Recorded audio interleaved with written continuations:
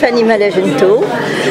J'écris des nouvelles, des poèmes, et actuellement je suis en train d'écrire un livre qui justement parle de toutes ces nouvelles formes de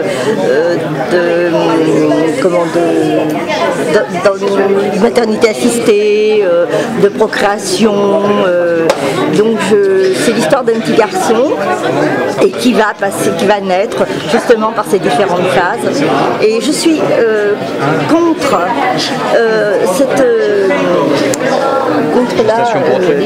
voilà, je suis contre parce que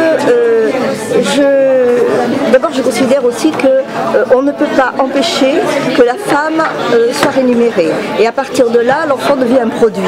Donc je suis contre pour le fait qu'il y a actuellement dans le monde une espèce de désir d'enfant, mais je ne suis pas certaine que le désir d'enfant vienne de la profondeur de l'être, mais c'est un petit peu pour faire, je ne dirais pas comme tout le monde parce que je vais me faire brûler vive, l'arracher, on va me sauter dessus, mais c'est un petit peu pour devenir, surtout au niveau de l'homosexualité, c'est un petit peu pour se fondre dans la masse, être moins, ne plus vivre cette différence. Moi j'ai eu 2 enfants, j'ai découvert mon homosexualité après, donc j'ai 2 enfants, je suis homosexuelle, je vis depuis 25 ans avec une femme, et je ne sais pas véritablement s'il n'y a pas dans ce désir d'enfant chez les homosexuels un désir d'intégration.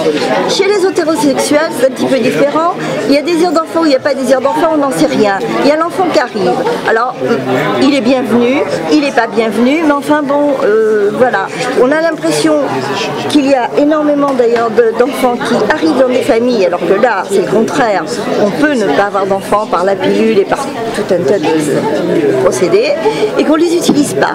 Donc on continue à avoir des femmes qui sont avortées, et on retombe sur le corps de la femme qui est toujours, alors je ne suis pas du tout féministe, mais le corps de la femme qui est finalement utilisé comme une marchandise, et que l'enfant aussi devient un produit.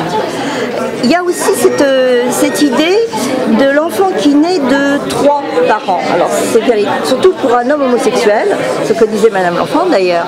Il y a la mère porteuse, et puis il y a la mère qui va avoir donné ses ovules, et puis il va y avoir le sperme du papa, et finalement génétiquement cet enfant, le jour où il devra savoir qui il est qui, il est quoi, quelles sont ses origines, d'où il vient.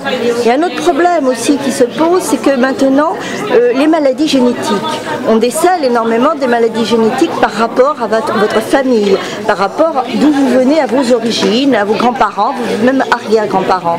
Cet enfant qui va naître d'une mère porteuse anonyme, même si elle est encadrée, il ne va pas savoir qui il est, on ne va pas savoir quelles sont les origines de cette femme, s'il y a eu des maladies dans sa famille ou dans son enfance au niveau de certains cancers.